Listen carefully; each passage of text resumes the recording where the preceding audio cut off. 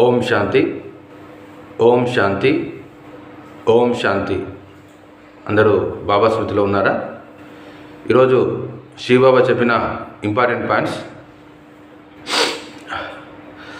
పాపాత్ములకు జ్ఞానమును గ్లాని చేయించే వారికి బాబ్దాదా ఇస్తున్న వార్నింగ్ ఏమిటి?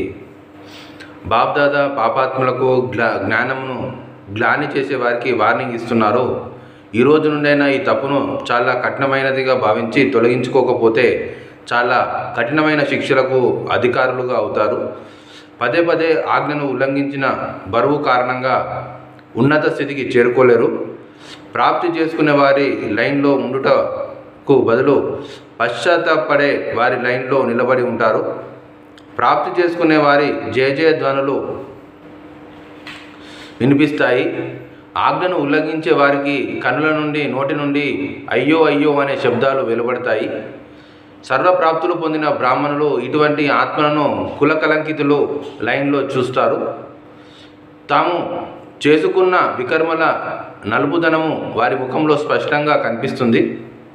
అందువలన ఇప్పటి నుండి ఈ భయంకరమైన తప్పును, అనగా అత్యంత పెద్ద తప్పుగా భావించి ఇప్పుడే ఇంతకుముందు చేసిన తప్పులను హృదయపూర్వకంగా పశ్చాత్తాపడి తండ్రికి స్పష్టంగా తెలిపి తమ బరువును దించుకోండి అని బాబా చెప్తున్నారు. పాపాత్మలకు మరియు జ్ఞానాన్ని గ్లాని చేసే ఆత్మలకు బాబ్దాదా వార్నింగ్ ఇస్తున్నారు. కఠినమైన శిక్షలు ఉంటాయి. ఆజ్ఞను పదే పదే ఉల్లంఘించిన కారణంగా పాపం బరువైపోతారు. మరియు అదేవిధంగా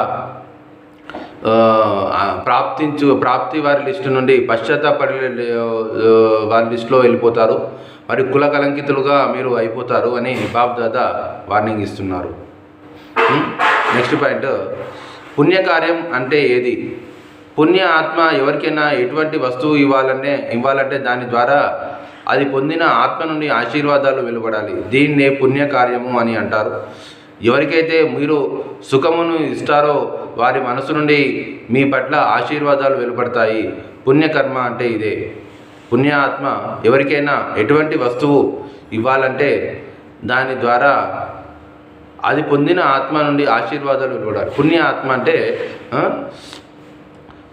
ఏదైతే కార్యం చేస్తారో వారి మనసు నుండి హృదయపూర్వకంగా ఆశీర్వాదాలు వెలువడాలి అని అంటున్నారు.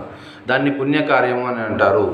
ఎవరికైతే మీరు సుఖముని ఇస్తారో వారి మనసు నుండి మీ పట్ల ఆశీర్వాదాలు వెలువడతాయి. దీన్ని పుణ్యకార్యము అని బాబా చెప్తున్నారు. అశుద్ధ లేదా వ్యర్థ సంకల్పాల వలన కలిగే నష్టం ఏమిటి? ఇంతవరకు ఏదైనా వ్యర్థ సంకల్పము లేదా అశుద్ధ సంకల్పము నడిచినా అందుకు ప్రత్యక్ష రూపంలో ఎటువంటి శిక్షలు లభించలేదు. కానీ కొద్దిగా ముందుకు వెళ్తే కర్మలు, మాటలు వదిలేయండి. అశుద్ధ లేక వ్యర్థ సంకల్పాలు చేసిన వాటికి కూడా ప్రత్యక్ష శిక్షలను అనుభవం చేస్తారు. కొద్దిదూరం వెళ్ళిన మాటలకు లేదా సంకల్పాలకు కూడా, వ్యర్థ సంకల్పాలకు కూడా ప్రత్యక్ష శిక్షలను అనుభవం చేస్తారు. ఎందుకనగా సంకల్పాలు కూడా ఖజానాయే. వ్యర్థ సంకల్పాలు చేస్తే ఈ ఖజానాను వ్యర్థంగా పోగొట్టుకుంటారు. శ్రేష్ఠ సంకల్పాలే ఖజానాను వ్యర్థమును పోగొడుతున్నందున తండ్రి ద్వారా ఏ వారసత్వం పొందాలో ఆ ప్రాప్తిని అనుభవం కాదు. దివాలా తీసి వారి గతి ఎలా ఉంటుందో అటువంటి స్థితిని అనుభవం చేస్తారు. అశుద్ధ మరియు వ్యర్థ సంకల్పాలకు కూడా శిక్ష అనేది లభిస్తుంది అని బాబా చెప్తున్నారు. అందుకు ప్రత్యక్ష రూపంలో ఎటువంటి శిక్షలు ఇప్పుడు ఇంతవరకు అయితే ఏం లభించలేదు, ఇక ముందు లభిస్తాయి అని బాబా చెప్తున్నారు. వ్యర్థ సంకల్పాలు చేసే సంకల్పాలు అనేది కూడా ఖజానాన్ని ఎప్పుడు వృధా చేయొద్దు.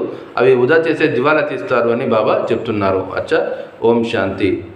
మధురాతి మధురమైన ఆత్మిక తండ్రికి ఆత్మిక పిల్లల యొక్క ప్రియ స్మృతులు మరియు నమస్తే. ఈరోజు సమ్మానం నేను వ్యర్థ సంకల్ప రహిత ఆత్మను. నేను వ్యర్థ సంకల్ప రహిత ఆత్మను. ఈ సమానాన్ని 20 సార్లు రాయాలి. రోజంతా మరణం చేస్తూ ఉండాలి. ఈ సమానంలో ఉండాలి. అచ్చా, ఓం శాంతి.